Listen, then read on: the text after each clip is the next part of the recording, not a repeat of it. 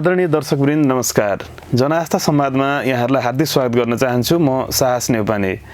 यस कार्यक्रममा हामी विभिन्न क्षेत्रका व्यक्तित्वहरूसँग समसामयिक विषयमा कुराकानी गर्ने गर्दछौँ। आज हामी पछिल्लो राजनीतिक अवस्था र राष्ट्रिय प्रजातन्त्र पार्टी भित्रको अन्तर्विरोध र त्यहाँको आन्तरिक राजनीतिका विषयलाई लिएर छलफल गर्न गइरहेका छौँ। आजको संवादमा छलफलका लागि हामीसँग जोडिनु भएको छ राष्ट्रिय प्रजातन्त्र पार्टीका वरिष्ठ नेता तथा पूर्व मन्त्री दिलनाथ गिरी। आउनुहोस् आजका हाम्रा अतिथिलाई स्वागत गरौँ। स्वागत छ यहाँलाई। धन्यवाद सर। अब यो हामी पछिल्लो राजनीति अहिले जसरी अगाडि बढिरहेछ, हजुर त अब एउटा पाको पुरानो नेता पनि हुनुहुन्छ, अनुभवको हिसाबले पनि दुईचोटि मन्त्री पनि भइसक्नु भएको। यो पछिल्लो जुन राजनीति अगाडि बढिरहेछ यसलाई चाहिँ हजुरले कसरी हेर्नु भएको छ, कसरी विश्लेषण गर्नु भएको छ? अब यो अहिले वर्तमान परिप्रेक्ष्यमा चाहिँ नै मुलुकको जो राजनीतिको विश्लेषण गर्दाखेरि हामी कुनै न कुनै रूपमा हामी चुकेको जस्तो आभास भएको छ। जनताको बिचमा पनि हामी जुन ढङ्गबाट प्रस्तुत हुन्छौँ भन्ने हामीले अठोट गरेका थियौँ, त्यो ढङ्गबाट जनतालाई पनि खुसी बनाउन हामीले सकेनौँ र हामीले जुन उत्साह राखेर मुलुकलाई चाहिँ नै अब समृद्ध राष्ट्र, सुखी नेपाल, समृद्ध नेपालको जुन कल्पना गरेका थियौँ त्यतातिर पनि हामी पुग्न सकेनौँ।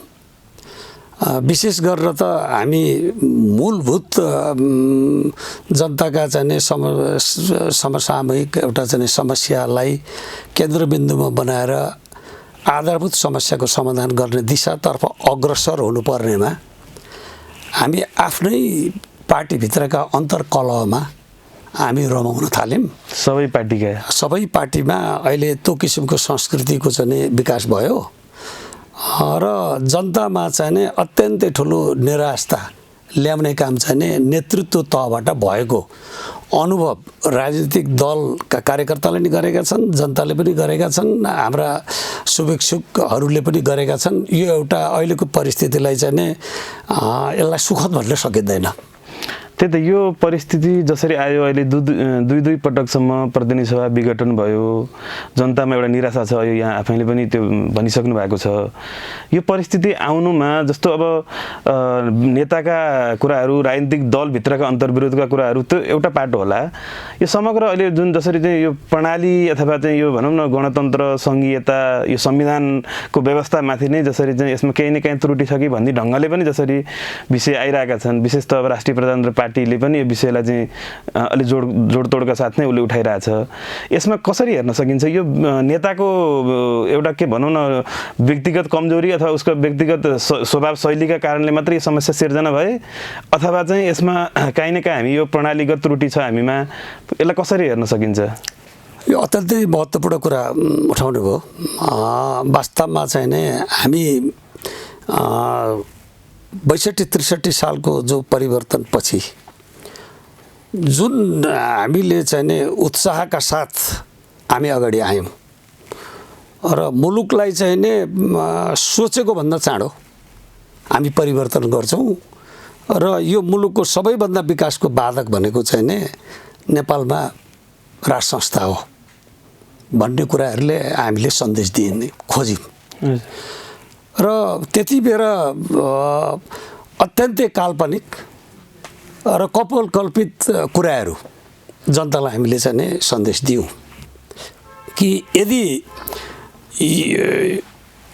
यो विकासको चाहिँ सबैभन्दा ठुलो बाधकको रूपमा चाहिँ नेपालमा राज संस्था हो, जसले मुलुकको चाहिँ अथाह सम्पत्ति चाहिँ स्विस ब्याङ्कमा लगेर राखेको छ, त्यो मात्रै हामीले निकाल्न सक्यौँ भने पनि यो मुलुक चाहिँ कायापलट हुन्छ भनेर यस्ता गलत कुराहरूको चाहिँ प्रचार गरेर सोझा सिधा जनतालाई भड्काउने काम गरियो।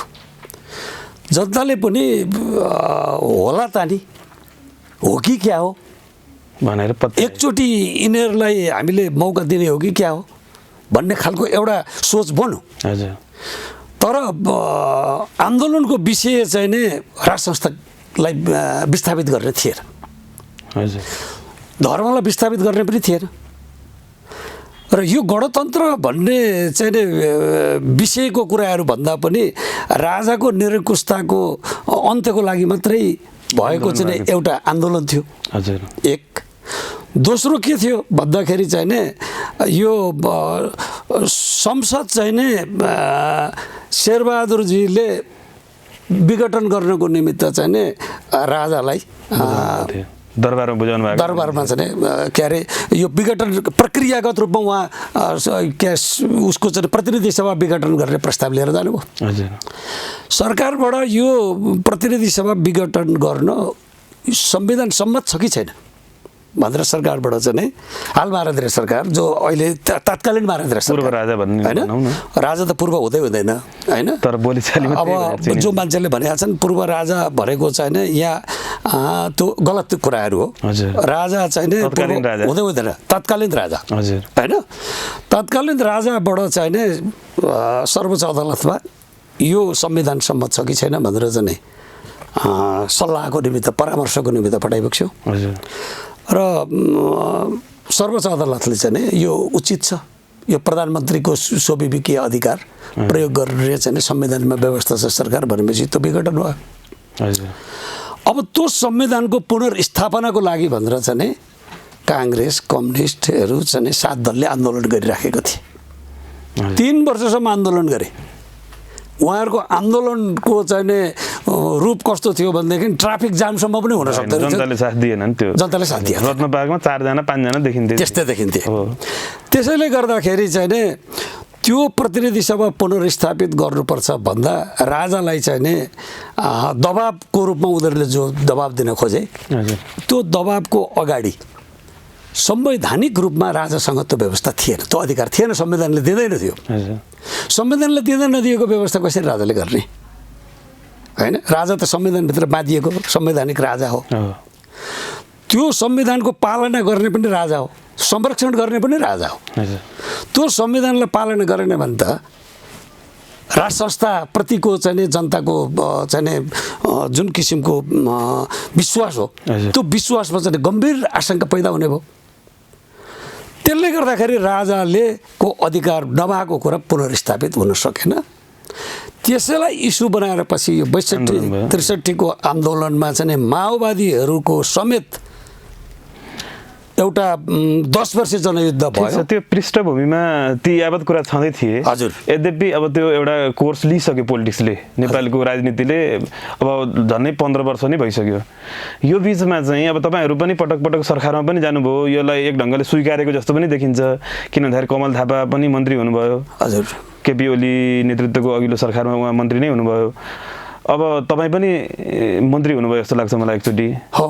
अब यो समग्र प्रक्रियामा तपाईँहरू सहभागी भइसकेपछि अब यसैलाई उन्नत बनाएर यसैलाई चाहिँ अझ यसलाई चाहिँ जनताको पक्षमा चाहिँ कसरी अगाडि बढाउन सकिन्छ त्यो ढङ्गले जान सक्दाखेरि त उपयुक्त हुन्थ्यो होला नि त।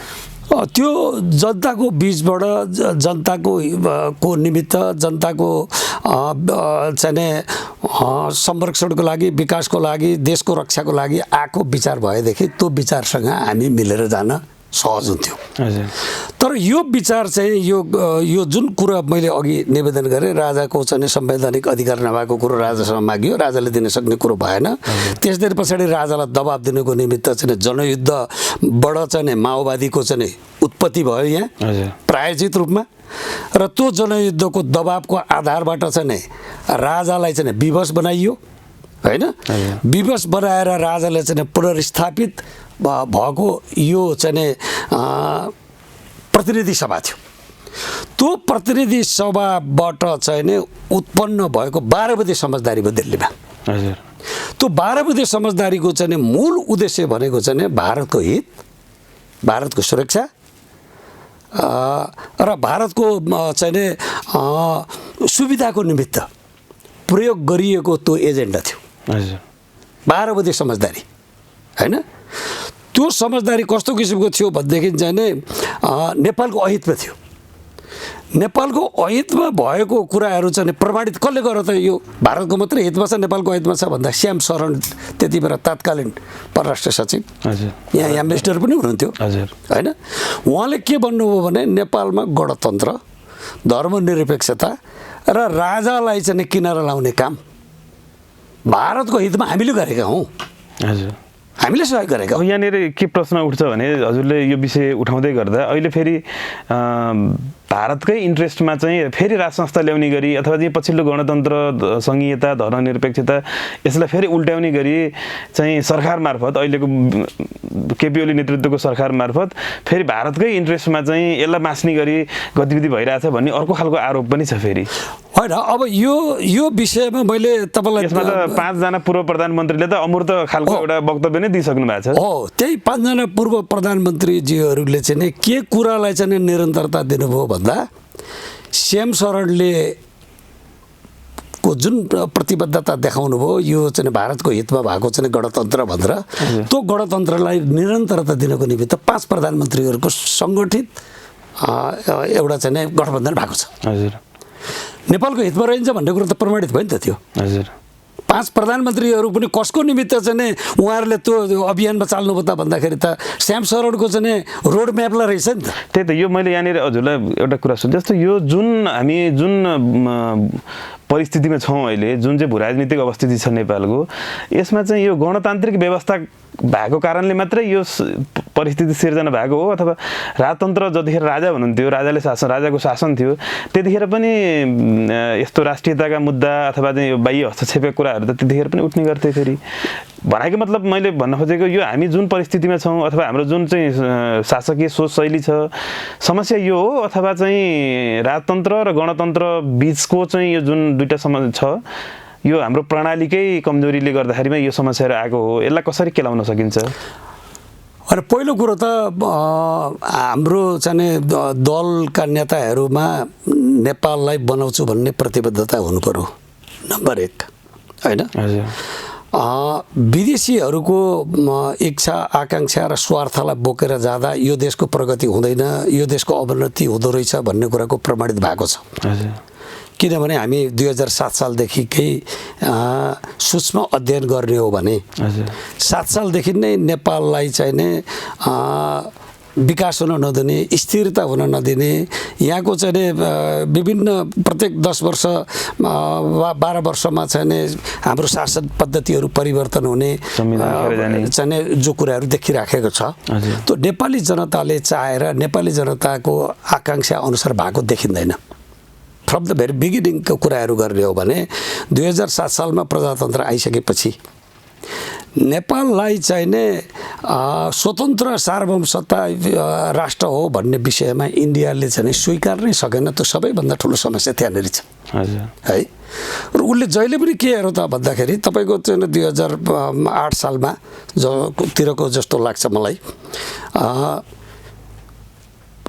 भारतको संसदमा चाहिने तत्कालीन भारतको गृहमन्त्री अटल भाइ पटेलले नेपाललाई चाहिँ भारतमा गाड्नुपर्छ भन्ने एउटा प्रस्ताव लगेर संसदमा छलफल भएको छ। त्यो छलफल अद्यापि विचाराधीनमा छ, सस्पेन्ड छ त्यो है।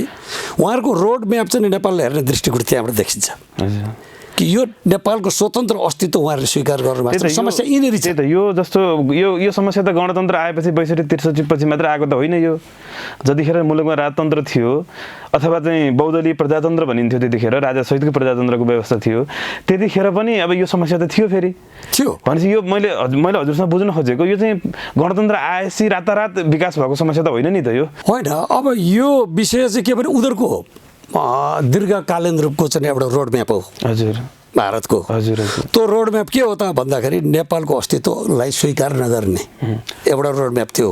उसलाई यसलाई अझै यसरी बुझौँ, भारतले चाहिँ नेपालमा जुनसुकै तन्त्र आओस् उसले आफ्नो जुन उसको चाहिँ रोड म्याप हजुरले भनेको छ, जुन उसको योजना छ त्यो योजना अनुसार उसले आफ्नो गतिविधि गरिरहन्छ।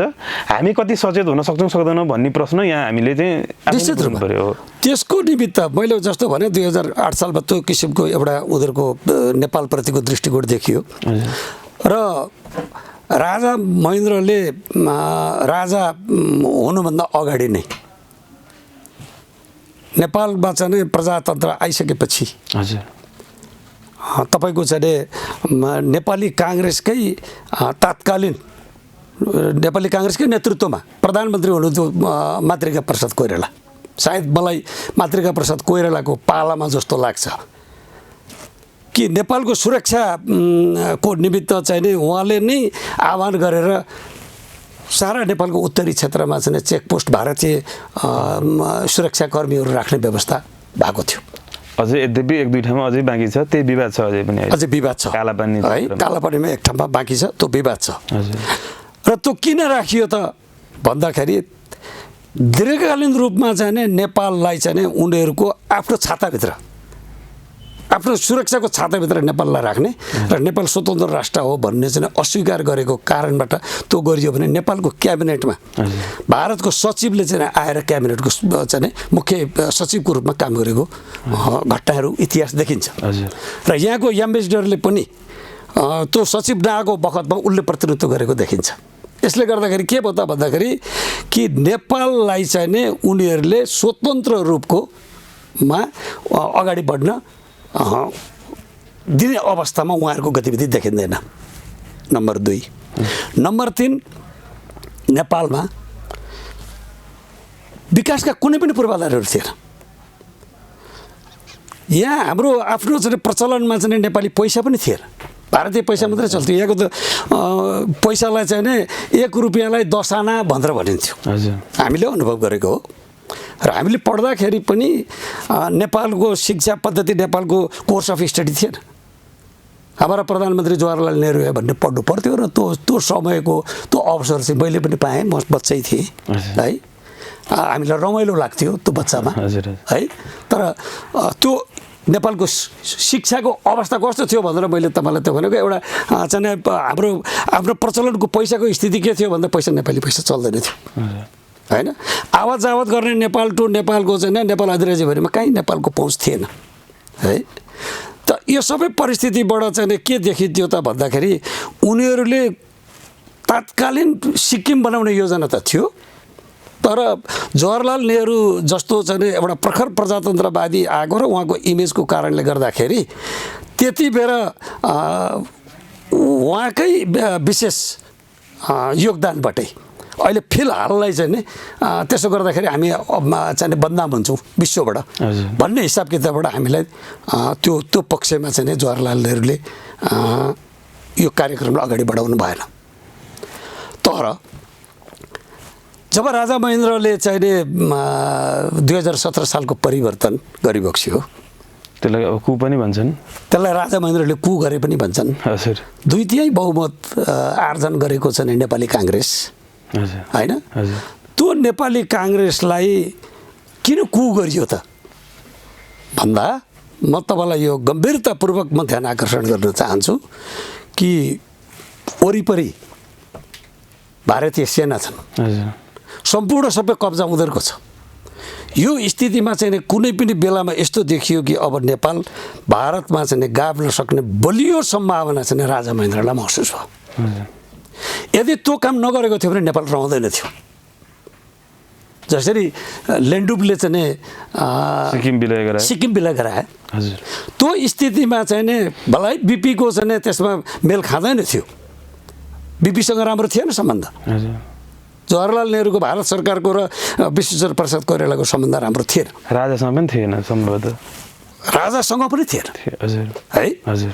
र विश्वेश्वर प्रसाद कोइरालाले 3 महिनासम्म निर्वाचित भएको, संसदमा निर्वाचित भएको 3 महिनासम्म त उहाँले चाहिँ सरकार गठन गर्न सक्नु भएको थियो। त्यो एउटा इतिहास भयो। त्यसबाट हामी धेरै मैले यहाँलाई भन्न खोजिसक्यौँ। अब हामीले त्यो इतिहास दोहोऱ्याउने हो र अब त हामीले त्यसबाट नयाँ पाठ सिकेर हामी आफै स्वाधीन बन्ने, यो मुलुकलाई चाहिँ एउटा सार्वभौम राष्ट्रको रूपमा चाहिँ अगाडि बढाउने र नेताहरू अब 21औं शताब्दीमा छौँ अहिले, हामी मुलुकलाई विकास गर्ने त्यो दिशामा त्यो कर्तव्य, त्यो जिम्मेवारी हुनुपर्ने होइन र अहिलेको नेताहरूमा, अहिलेको जो राजनीतिक दलका पार्टीहरूमा, नेताहरूमा हो। यहाँले बहुत राम्रो कुरो गर्नुभयो। म भन्दैछु गर्नुपर्ने कुरा चाहिँ नेपालकै निमित्त अब चाहिँ नेताहरू केन्द्रित होला, नेपाली जनतालाई नै आफ्नो चाहिँ सबैभन्दा ठुलो चाहिँ यो शक्तिको स्रोतको रूपमा नेपाली जनतालाई मान्लान् भन्ने किसिमको जुन अपेक्षा गरिएको थियो नेपाली पक्षबाट, त्यो कुरा किन सहज हुन सकेन भने उनीहरूको लक्ष्य रोडम्याप जुन छ त्यो रोडम्याप प्राप्त नगरुन्जेलसम्म यहाँका जुनसुकै नेतृत्वमा बसेका मान्छेहरू पनि उहाँहरूको निर्देशनमा चल्ने भए।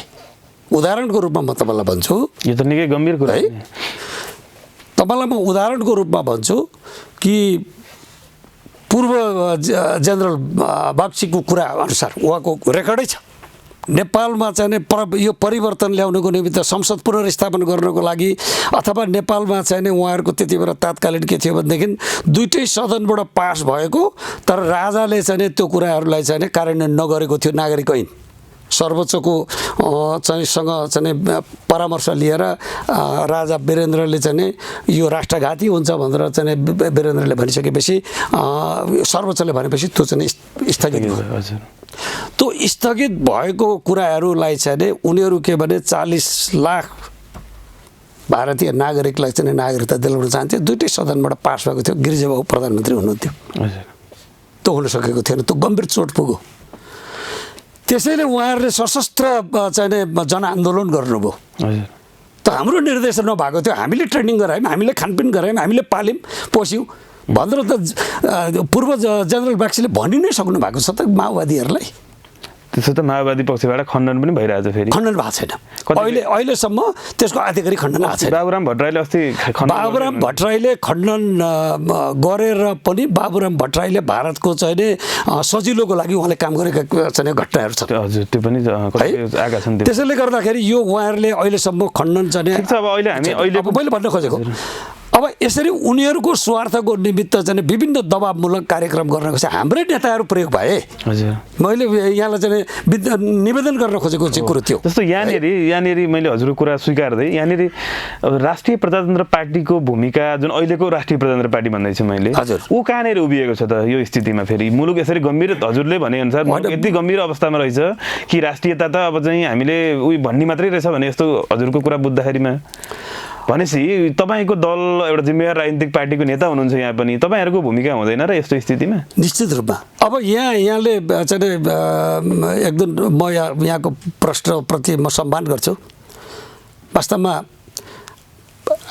अरू दलहरूले गरेका त्रुटिहरू जसरी मैले यहाँ केलाएँ राष्ट्रको हितमा भएन, विदेशी स्वार्थलाई नै बलियो बनाउने किसिमको भूमिका भयो र यो गम्भीर त्रुटि चाहिँ नै हाम्रो दलहरूबाट भए र जनतालाई धोका दिने काम भयो, यो राष्ट्रलाई कमजोर बनाउने कामहरू भयो, दलहरू चाहिँ राष्ट्रप्रति जवाबदेही नभएर विदेशप्रति भए भन्ने जुन कुराहरू गरे मेरो दल पनि त्यसमा अछुतो रहेको भन्ने कुराहरू चाहिँ होइन।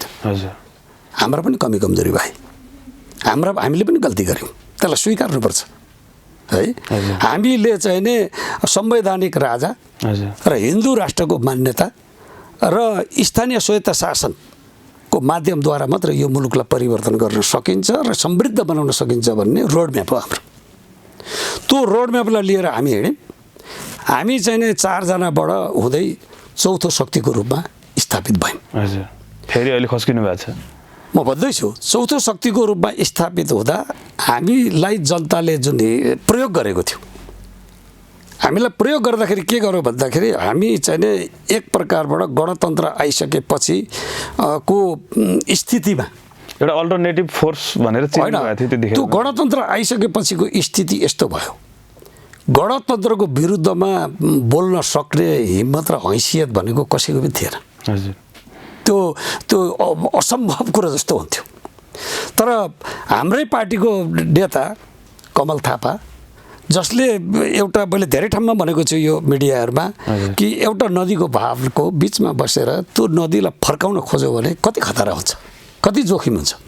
त्यो स्थितिको हिम्मत गर्ने पनि हाम्रो पार्टीको नेता कमल थापा तात्कालीन होइन।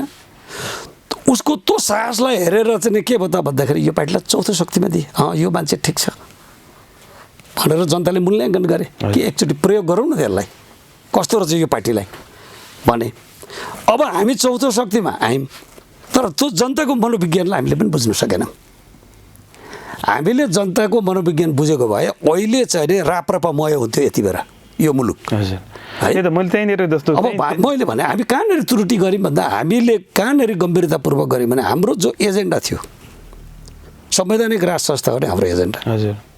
तर हामीले संसदमा चाहिँ हामीले भूमिका खेल्यौँ, हामीले चाहिँ संवैधानिक राज संस्था र हिन्दू राष्ट्रको पक्षमा हामीले भूमिका खेल्यौँ र अन्तिमसम्म पनि लड्यौँ। हामी भोटिङमा चाहिँ नि जाँदाखेरि हाम्रो उपस्थिति सङ्ख्याको कारणले गर्दा हामी पराजित भयौँ। पराजित भइसकेपछि अब हामीले चाहिने दुईटा थियो हाम्रो अगाडि बाटा, कि त हामी यसको विरुद्धमा चाहिँ नै आन्दोलन गर्नु पर्थ्यो, हजुर, प्रक्रियाबाट बाहिरिनु पर्थ्यो हैन, कि त हामीले यसलाई चाहिँ नै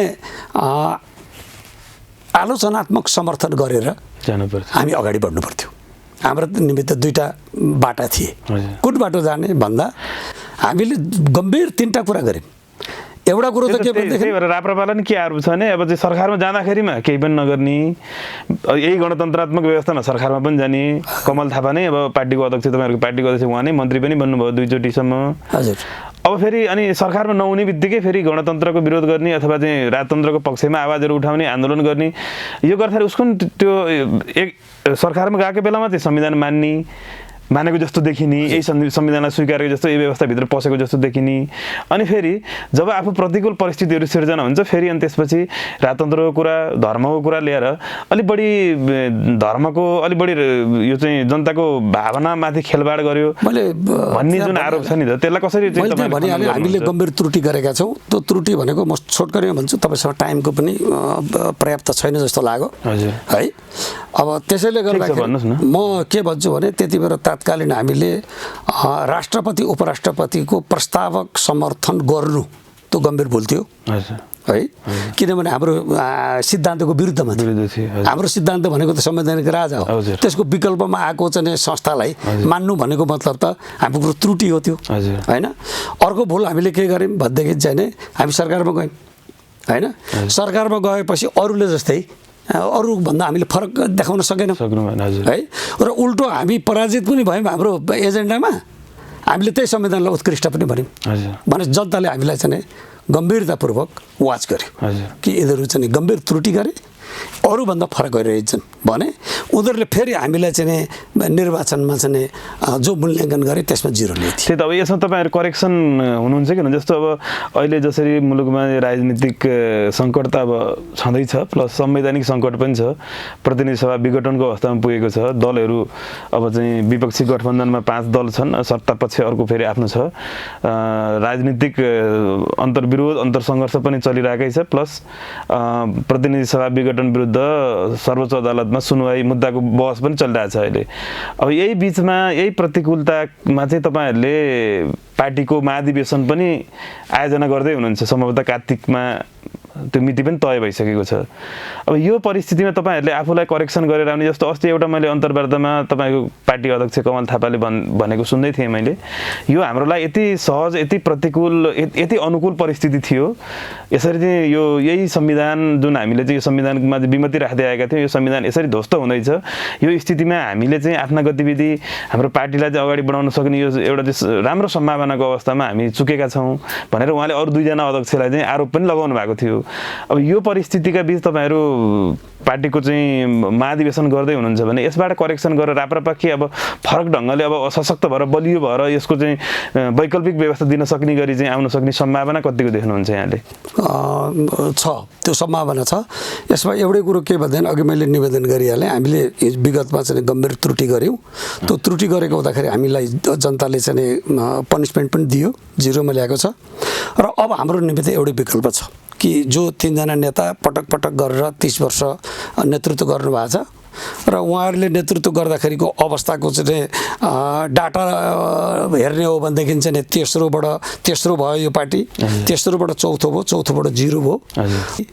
यसको अब समाधान के हो त भन्दाखेरि आम कार्यकर्ताहरूको पनि र हामीप्रति शुभेच्छा राख्ने जनताको शुभेच्छा पनि अब नयाँ पुस्तामा चाहिँ जानुपर्छ भन्ने एउटा जबरजस्त धारणा भएको देखिन्छ।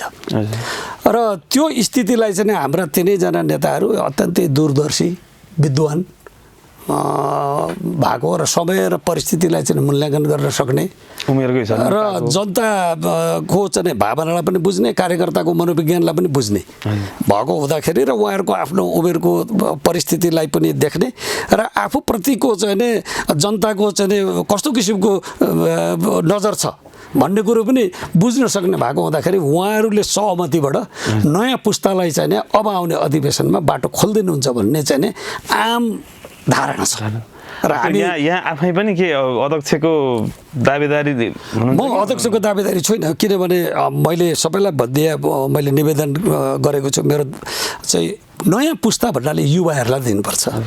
जस्तो राप्रपालाई त अब यस्तो आरोप आइरहेछ कि अस्ति तपाईँहरूको एउटा के कार्य समिति पनि गठन भएको थियो, त्यसमा चाहिँ युवाहरूको अनि अरू अहिले त संविधानले नै, हुन त तपाईँहरू कति संविधान मान्नुहुन्न, अब त्यो विमति तपाईँहरूको होला, तर संविधानले नै यो चाहिँ जसरी चाहिँ यो समानुपातिक प्रतिनिधित्वको कुरा उठाएको छ, संविधानले नै त्यो ग्यारेन्टी पनि गरेको छ दलहरूलाई यति प्रतिशत महिला यति प्रतिशत जनजाति भन्ने छ क्यारे। तपाईँहरूको चाहिँ त्यो पनि मिचियो अनि यो चाहिँ बुढाखाडाहरूको चाहिँ यो गफ गर्ने थलो जस्तो भयो भनेर राप्रपाकै नेताहरूले चाहिँ सार्वजनिक रूपमा नै टिप्पणी गर्नुभएको छ। मैले उठाइदिएको हो, त्यो निर्देशन समितिको बैठकमा मैले नै उठाएको हो। हामीले जुन दुईटा समिति बनाएँ मैले ढिलो गरेर, होइन, एउटा निर्देशन समिति बनाइयो त्यो विधान सम्मत छ, एउटा विशेष समिति बनाइयो त्यो विधान सम्मत छैन। त्यसो हुँदाखेरि चाहिँ त्यहाँ युवाहरूको प्रतिनिधित्व पनि भएन। र अबको पार्टीमा चाहिँ युवाहरूलाई हामीले एक्सेस दिएन, उनीहरूलाई ढोका हामीले खोला राखेनौँ भने यो पार्टी चल्छ? तपाईहरू जो तात्कालीन तपाईँहरूको उमेरमा, तपाईँहरू 37 वर्षदेखि 42 वर्षको उमेरमा तपाईँहरू नेपाल सरकारको प्रतिनिधि मन्त्री भइसक्नु भएको छ। तपाईँहरूको उमेरमा त्यो उमेरमा मन्त्री भएको मान्छेलाई यो पार्टीमा पनि त्यो उमेरका मान्छेहरू छन्, त्यो उमेरका मान्छेले चाहिँ यो हाम्रो चाहिँ एजेन्डालाई परिवर्तन गरेर सक्छन्, जनतालाई विश्वास दिलाउन सक्ने त्यो हैसियत र क्षमता छ भन्ने कुरा तपाईँहरूलाई लाग्दैन भनेर मैले प्रश्न पनि गरेको थिएँ। त्यही त यो जो अहिले 3 जना हुनुहुन्छ नि अध्यक्ष तपाईँहरूको, यो 3 जना बाहेकबाट चाहिँ नयाँ नेतृत्व आउने सम्भावना छ त? छ। त्यसको लागि के छ अब चाहिँ तपाईँले कसरी यो सम्भावना अलिकति आउने? अब यसमा चाहिँ के छ भनेदेखि हामी कहाँ प्रशस्त युवाहरू हुनुहुन्छ, पढालेखा युवाहरू हुनुहुन्छ, क्षमता भएको युवाहरू हुनुहुन्छ, तर उहाँहरूले विश्वास गर्नु पर्यो नि त। अब तपाईँको पार्टीले विश्वास गरिदिनु, पार्टीले विश्वास गरेरै सांसद पनि भएको हुनुहुन्छ हाम्रो चाहिँ राजेन्द्र लिङ्गदेन, के अरे धवल शमशेर अहिलेसम्म नगरको चाहिँ उपमहानगरपालिकाको मेयरै हुनुहुन्छ, विमति पनि थियो उहाँको सन्दर्भमा। अब त्यस्तै किसिमबाट चाहिँ हाम्रो झन्डै चुनाव जितेको चाहिँ के अरे हाम्रो विक्रम पाण्डे पनि हुनुहुन्छ है, उहाँ पनि चितवनमा प्रचण्डसँग चाहिँ त्यस्तो घमसान एउटा चाहिँ द्वन्द्व भएको थियो, होइन। त्यस्ता अरू धेरै नेताहरू छन् युवाहरू, होइन। मैले चाहिँ तपाईँहरूमा पात्र छैनन् भन्ने सेन्सबाट क्वेसन गरेको होइन कि। हजुर, तपाईँहरूमा अब त्यो विधि एउटा बन्नु पर्ला नि त नेतृत्व हस्तान्तरणको त। मैले भने उहाँहरू 3 जनामै आफैमा लडाइँ छ। अस्ति कमल थापाजीले चाहिँ अब के अरे अल्छी घोडा भनेर 2 जनालाई आरोपै लगाउनु भयो सार्वजनिक खुला रूपमै। भनिसकेपछि उहाँहरू आफैमा चाहिँ नेतृत्वमा आफै जुन उहाँको प्रतिस्पर्धा देखिन्छ नि त, त्यो हेर्दाखेरि त दोस्रो पुस्ताको नेतृत्व जाला भन्ने त कसरी कल्पना गर्नु? मैले भने त उहाँहरूको चाहिँ पर्फर्मेन्स के देखियो त भन्दा सबभन्दा निराशाजनक पर्फर्मेन्स, रिजल्ट त त्यो देखियो नि त। उहाँहरू आफूलाई थाहा छ नि त, उहाँहरू त्यति विद्वान हुनुहुन्छ, समय परिस्थितिलाई मूल्याङ्कन गर्न सक्नुहुन्छ, जनताको मनोविज्ञान बुझ्नुहुन्छ, कार्यकर्ताको बुझ्नुहुन्छ। त्यसो हुँदाखेरि उहाँहरू 3 जना उम्मेदवार हुनु होला भन्ने मलाई चाहिँ लाग्दैन त्यो पर्फर्मेन्सबाट, होइन। जोसुकै मान्छेले त्योभन्दा माथि जाउँ भन्ने हुन्छ नि, तल झरेर लैजाने भनेको त पार्टी त सिद्ध्याउने हो त।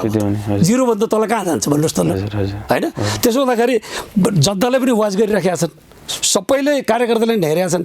उहाँहरू जस्तो चाहिँ एउटा प्रभावशाली व्यक्तित्वले अब त्यस्तो किसिमको चाहिँ निर्णय गर्नुहुन्छ जुन निर्णयबाट युवाहरूलाई चाहिँ अगाडि जाने बाटो खोलिदिनुहुन्छ भन्ने चाहिँ आम धारणा छ। ठिक छ, अब चाहिँ राष्ट्रिय प्रजातन्त्र पार्टीले नयाँ नेतृत्व विकास गरोस्, पुनर्जागृत भएर आओस्, त्यसमा म यहाँलाई शुभकामना दिन चाहन्छु।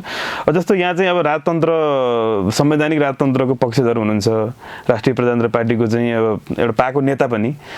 पछिल्लो समय पूर्व राजासँग यहाँको भेटघाट भएको छ कि छैन? निकै भयो, म त अलिकति बाहिरै पनि भएँ। हजुर, पहिला चाहिँ भेटघाट हुन्थ्यो निरन्तर? पहिला हुन्थ्यो, हजुर, पहिला भएको थियो। के छ उहाँको चाहिँ, के छ उहाँको बुझाइ के छ यो पछिल्लो परिस्थितिलाई लिएर? यो राजा र राप्रपाको बिचमा चाहिँ नै सैद्धान्तिक राजनैतिक रूपको चाहिँ कुनै प्रकारको सम्बन्ध छैन। राजा भनेको चाहिँ नि यो राप्रपाको चाहिँ नि यो सम्मानपूर्वक एउटा चाहिँ एजेन्डा हो, सिद्धान्त हो नै बाबा। राप्रपाको सिद्धान्त चाहिँ संवैधानिक राजा हो, हिन्दू राष्ट्र हो, स्वायत्त शासन प्रणाली हो, स्थानीय स्वायत्त शासन प्रणाली। यो प्रणाली प्रति चाहिँ यो सिद्धान्तबाट हामी मुलुकलाई परिवर्तन गर्छौँ भन्ने हाम्रो मान्यता हो। राजाको लागि त हामी पनि उत्तिकै, काङ्ग्रेस पनि उस्तै, कम्युनिस्ट पनि उस्तै, 3 करोड नेपाली जनताको राजा हो नि त। राजा हाम्रो चाहिँ यो एजेन्डाको स्थिति त उहाँ राजा त हुनुहुन्न नि फेरि। होइन उहाँ राजा हुनुहुन्न, तर हामीले त के मानेका छैनौँ भन्ने उहाँलाई विस्थापित गरिएको छ। त्यो विस्थापित गरिएको स्थापित हुन्छ भन्ने मान्यतामा हामी छौँ। जसरी चाहिँ विस्थापित गरेको संसद पुनर्स्थापित भयो नि, नेपालमा राज संस्था पनि यो गलत ढङ्गबाट विस्थापित भएको छ, त्यसलाई चाहिँ नि उपयुक्त समयमा स्थापित हुन्छ भन्ने मान्यतामा हामी लागेका छौँ। निरन्तरता हामीले दिइरहेको छौँ। केपी ओलीबाटै यो हुन्छ भन्ने चर्चा छ अहिले त पछिल्लो समय बजारमा त। अहिले अब केपी शर्माको कुरो उठाइहाल्नुभयो। सबभन्दा मूल कुरो मैले बुझेको, केपी शर्मासँग नजिक बसेर चाहिँ काम पनि गरियो, सँगै 4 वर्ष बिताइयो पनि सांसदमा पनि, होइन। र यो तपाईँले चिनेको केपी शर्मा ओली कस्तो मान्छे? संवैधानिक समिति जो चाहिँ यो संविधानको मस्यौदा गर्ने समिति, त्यो समितिको सदस्य पनि हुँ म, है। त्यसले गर्दाखेरि मैले केपी शर्मा ओलीलाई मैले बुझेको, मैले चिनेको चाहिँ यो जुन किसिमको गणतन्त्रको 12 बुँदे समझदारीबाट उत्पन्न भएको गणतन्त्र छ, त्यो गणतन्त्रप्रति यो मुलुकको विकास हुँदैन, नेपाली जनताले शान्तिको सास फेर्न पाउँदैनन्, यसले स्थायित्व दिँदैन, यो जनतालाई समृद्ध बनाउन सकिँदैन भन्ने चाहिँ मनोविज्ञान चाहिँ मैले बुझेको हो। उहाँ गणतन्त्र विरोधी नेता हो। गणतन्त्र यो जुन ढङ्गबाट नेपालमा आयो त्यो गणतन्त्रको पक्षको होइन। उहाँ सङ्घीयताको उहाँ समर्थक हो कि विरोधी हो? विरोधी हो।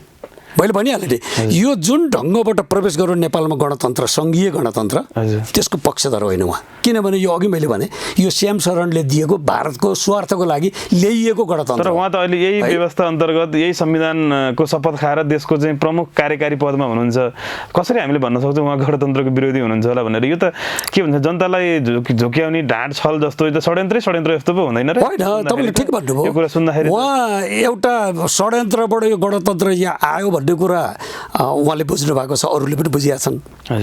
भनेपछि यसलाई सिद्ध्याउनुको निमित्त यो भित्र नै प्रवेश नगरिकन त यसलाई समाप्त पार्न त सकिँदैन।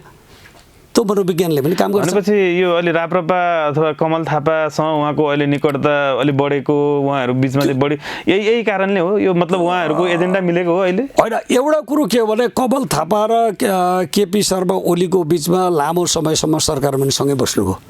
अघिल्लो पटक कमल थापाले चाहिँ परराष्ट्र मन्त्रीको हैसियतबाट पनि भूमिका निर्वाह गर्नुभएको हो। त्यो बेलामा चाहिँ अत्यन्तै इम्प्रेसिभ केपी शर्मा ओली हुनुभएको हो। किन त्यो बेलामा म प्रमुख सचेतक छु, है। र मलाई राम्रोसँग जानकारी छ। म चाहिँ चाइनाको भ्रमणमा पनि केपी शर्माको चाहिँ राजकीय भ्रमणमा म पनि छु सँगै, है। त्यसमा कमल थापा पनि हुनुहुन्छ, सबै हामी छौँ। र अबको स्थितिमा चाहिँ केपी शर्मा ओलीलाई ठिक ढङ्गबाट यत्रो 2/3 नजिकमा आएको यो सरकारलाई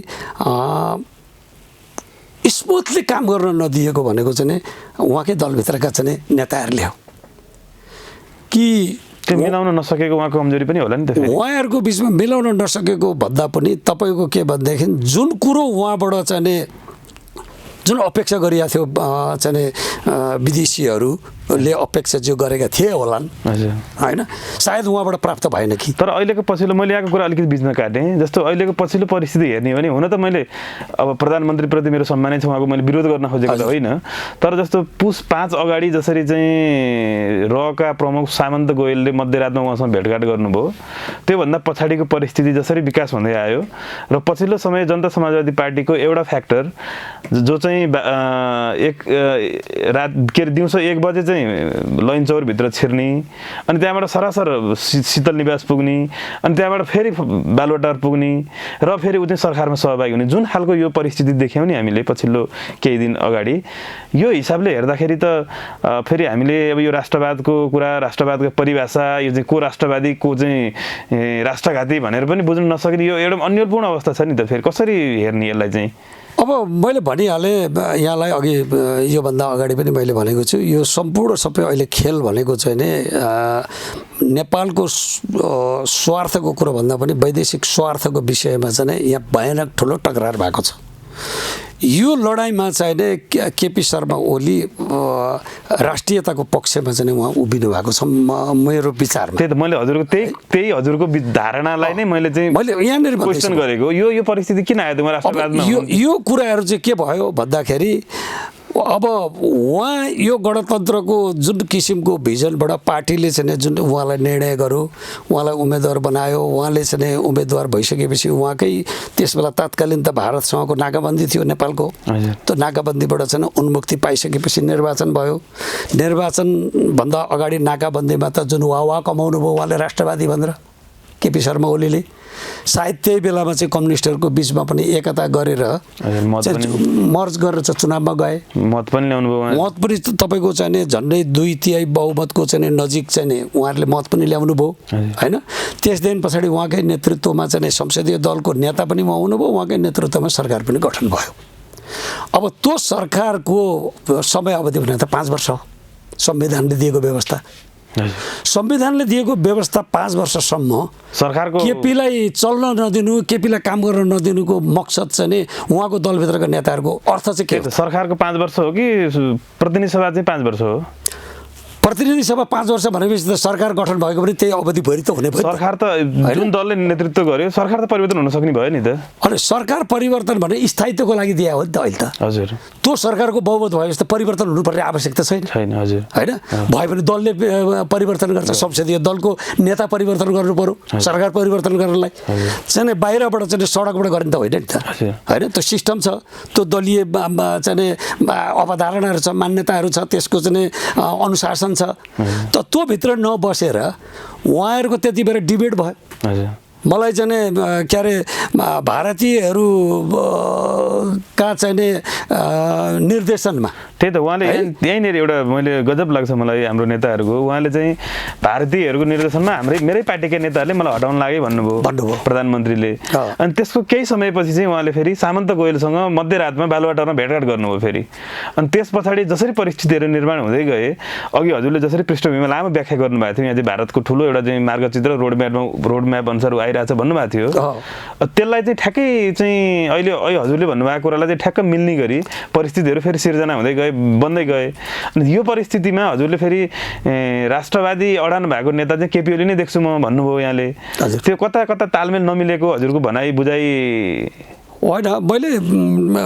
मैले अलिकति यहाँलाई क्लियर गराउन सकिनँ होला, म यसलाई क्लियर गराउने म प्रयास गर्छु।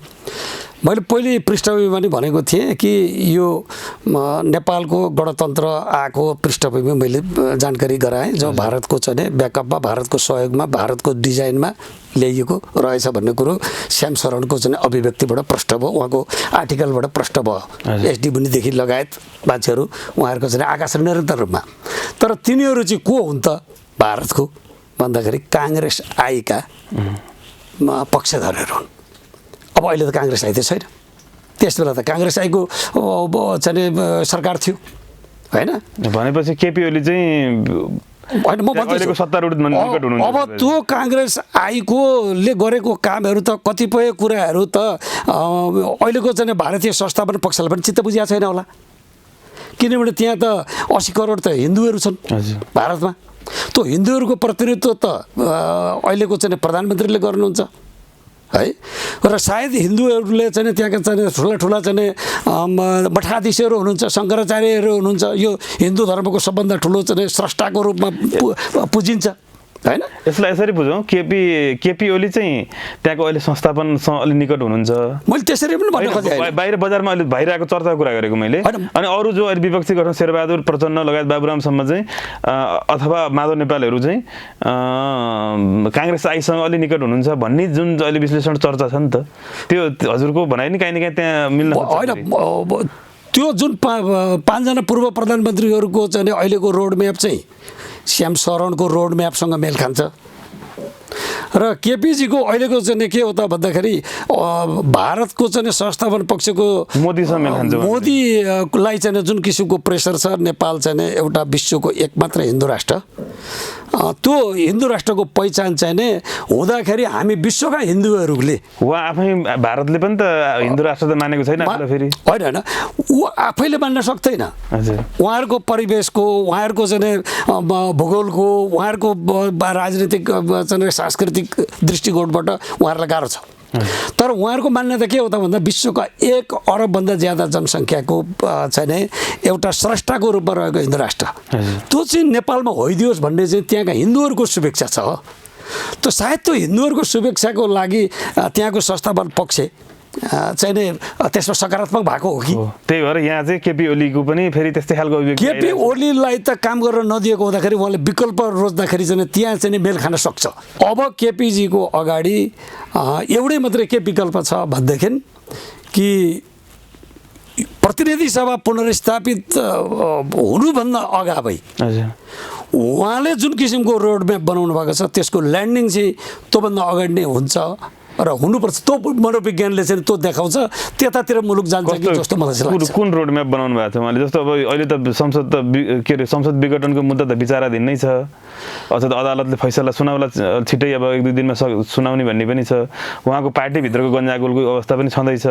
यो बिचमा उहाँले त्यस्तो केही नयाँ अर्को कदम चाल्न खोजेको केही सङ्केत पाउनु भएको छ? अब अहिले जहाँसम्म वल्ला तयारीर जुन ठाउँसम्म आइपुग्नु भएको छ, यहाँसम्म आइपुग्दाखेरि चाहिँ नै हिन्दुत्वको कुराहरू पनि उहाँले सङ्केत गर्नुभयो। पशुपतिकोदेखि लिएर अयोध्याको कुराहरूबाट, नारायण रेड्डीको कुराहरूबाट, यो सबैबाट चाहिँ एउटा यो मुलुक चाहिँ नै एउटा हिन्दू राज्य पनि हो है, यहाँ राजा पनि छ भन्ने किसिमको एउटा सङ्केत उहाँले गर्नुभएको छ। र अहिले आएर चाहिँ जुन उहाँको बेमेल छ, जो राजनीतिमा 5 प्रधानमन्त्रीहरूले चाहिँ जो आक्रामक रूपमा लगाएका छन्, उहाँको विकल्पमा अर्को प्रधानमन्त्री दिया छ जुन कुरा चाहिँ विचाराधीन छ। र त्यो विषयमा चाहिँ अब उहाँसँग एउटै मात्रै विकल्प छ कि यो संविधानले मुलुकको हित हुँदैन भन्ने राष्ट्रपति र उहाँलाई लागेको हो भने अब उहाँहरूसँग एउटै विकल्प छ कि त्यो विकल्प भनेको यो संविधानको विकल्पमा जानुको निमित्त त्यो समय आएको छ र त्यसको निमित्त चाहिँ अदालतको निर्णय हुनुभन्दा अगाडि नै उहाँहरू त्यो बाटोमा प्रवेश गर्नुहुन्छ कि भन्ने यो आम विश्लेषणको रूपमा रहेको छ। त्यो सम्भावना देख्नुहुन्छ हजुरले? त्यो कति नेपाली जनताले स्वीकारला नि त्यसलाई? मैले अघि यहाँलाई भने 2017 सालमा 2/3 बहुमत ल्याएको नेपाली काङ्ग्रेसलाई राजा महेन्द्रले कु गर्दाखेरि बत्ती बालेको देश हो यो। यहाँ झिलिमिली दीपावली गरेको यहाँका जनताले स्वाभिमानी खोजेका छैन। यहाँका जनताले हामी नेपाली हौँ भनेर त्यो गर्व राख्ने कुराहरू खोजेका छैन। यहाँका नेपाली जनताहरू हामी सम्पन्न हौँ, हामी सुखी हुनुपर्छ, विदेशी दलाल हुनु हुँदैन, हाम्रा नेताहरू चाहिँ बेइमानी भए भन्ने कुराहरूबाट मुक्ति खोजेका छैनन् यहाँका जनताले। यहाँका जनतालाई त भ्रम पारियो। त्यसैले गर्दाखेरि यो अहिलेको चाहिँ यो स्थितिमा पुग्यो नेपालको हैन। त्यसैले गर्दा यो अहिलेको परिस्थितिबाट र हामी जो राजनीतिमा म पनि अलग भन्दिनँ, म जस्तो पनि त्यसमा बिटुलिएको होला हैन। हामी जस्तो यो पुस्ताहरूको चाहिँ अन्त्य हुनुपर्छ, नयाँ पुस्ताले टेकओभर गरेर मुलुकलाई बनाउनको निमित्त नेपाली जनतालाई केन्द्रबिन्दुमा राखेर अगाडि बढ्नुपर्छ। र यो देशको चाहिँ सबैभन्दा ठुलो शक्तिको स्रोत भनेको चाहिँ जनता हो। त्यसदेखि पछाडि त्यो जनताको चाहिँ लाई यो नेपाली बनाउने यो मुलुकमा राजा हुन् र राजाले नै आफ्नो चाहिँ पहिचानबाट आफ्नो मेहनत र उसबाट चाहिँ हामीलाई नेपाली बनाएको हो। त्यसो हुँदा यो शक्तिलाई सङ्गठित बनाएर अगाडि लगेर मुलुकलाई चाहिँ नेतृत्व गर्नुपर्छ। आम नेपाली जनता त्यो पक्षमा भएको जस्तो मैले बुझेको छु। हुन्छ, यहाँले भने जस्तै होस्, यहाँले अपेक्षा गरे जस्तै राजनीति अगाडि बढोस्। समय र संवादको लागि धेरै धेरै धन्यवाद। ल धन्यवाद। धन्यवाद।